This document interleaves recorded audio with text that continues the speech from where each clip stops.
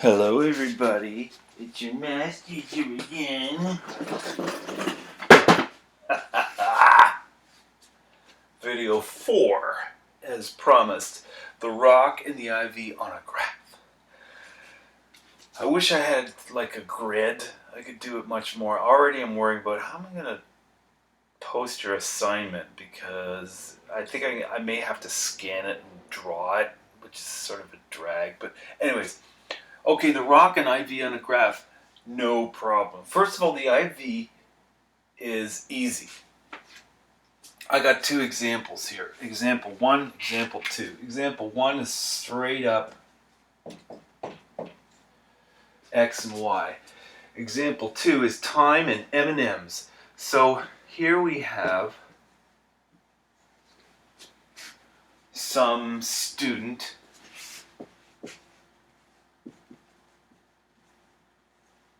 like Jamie, and she's eating M&Ms. Okay. First of all, the easiest part is the IV. Where does it start? You're going to look at, remember, it's the independent variable, so x. When x is at 0, where does this start? This starts at 1. X equals 0. It's also called the y-intercept. The IV and the y-intercept, the same thing.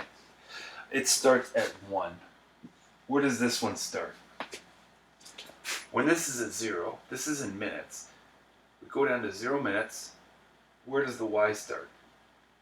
40. We got 40 M&Ms. IV equals 40. 40 M&Ms. And then Jamie starts chomping them like they're going out of style. It's crazy. So now what's the rate? What's the rate? The rate of change. Well,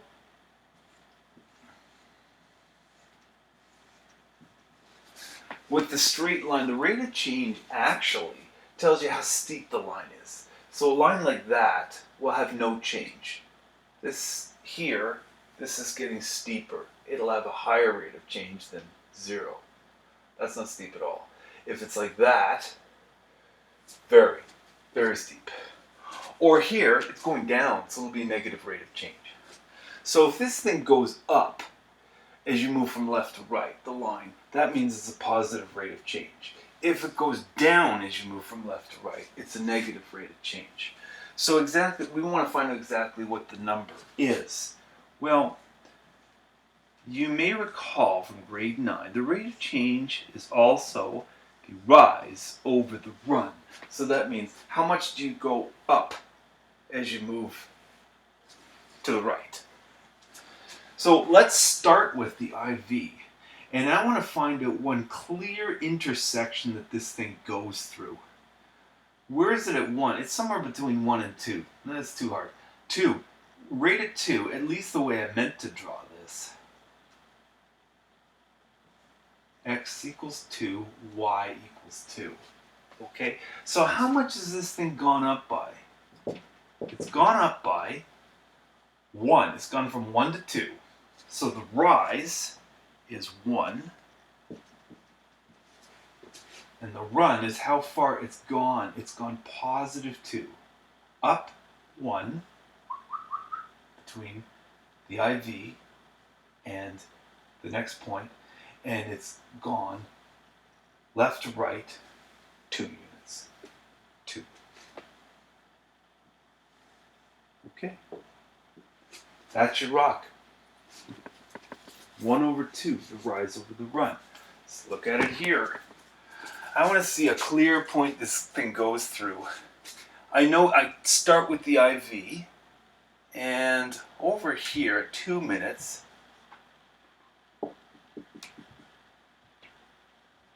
there's a clear intersection, 30 and 2.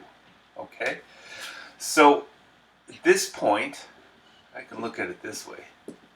How much have I spanned here? I've gone from 0 to 2, so it's gone 2. That's the run from left to right. The rise, how it's gone down. So it started at 40, and here it's gone down by 10.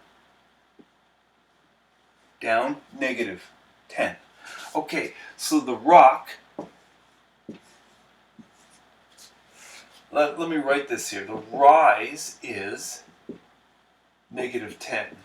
Rise -10, that means it's dropped. Okay? Even though it sounds like, well, rise should mean how much has it gone up. Well, what are you going to do? If it's going down, it's going down. Okay, the run, how far it's moved from left to right, 2. So the rock is going to be -10/2. This is an actual example, so let's put down the units. It's -10. What are the units for the dependent variable? It's M&M's. M and M's. Okay? All over 2 minutes. Minutes. I'll put it here. So how the rate of change of Jamie's supply of M&M's as she's gobbling them down, -10 divided by 2 gives you -5. Okay, so she's losing 5 M&M's a minute. All in all, that's slow. If this were me, those M&M's would be gone before 1 minute is done. But I'm a pig. So -5 M&M's per minute, that's a rock. IV is 40. Pop quiz. Indirect or partial variation. They're the same, meaning they don't start at 0. If they don't start at 0, partial. This is partial variation. Okay? Should I do another? Sure. Why not do another with direct variation? I'll do one more graph, okay? We'll find the rock and the IV on one more graph. Ready? Let's take Jamie out of the spotlight. Okay, all right. Let's say, oh, here's a good one. Here's a student's average.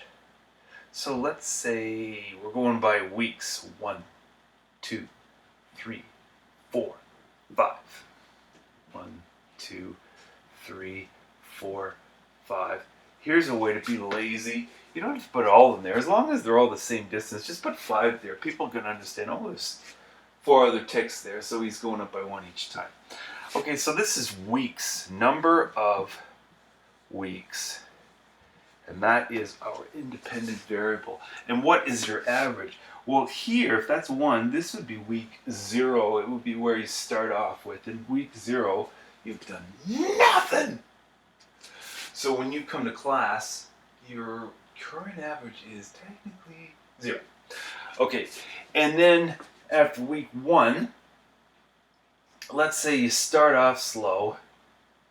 10, 20, 30, 40, 50, 60. Okay, 10, 20, 30, 40, 50, 60.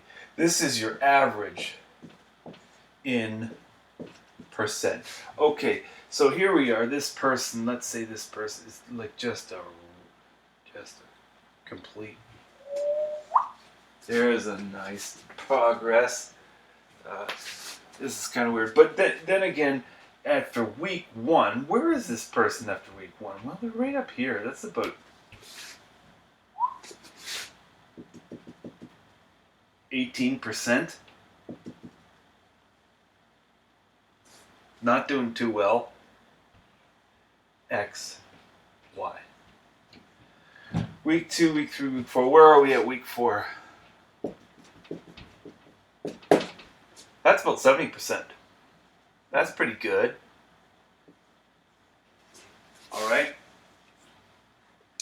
Now, what's the IV? Where you start off with 0.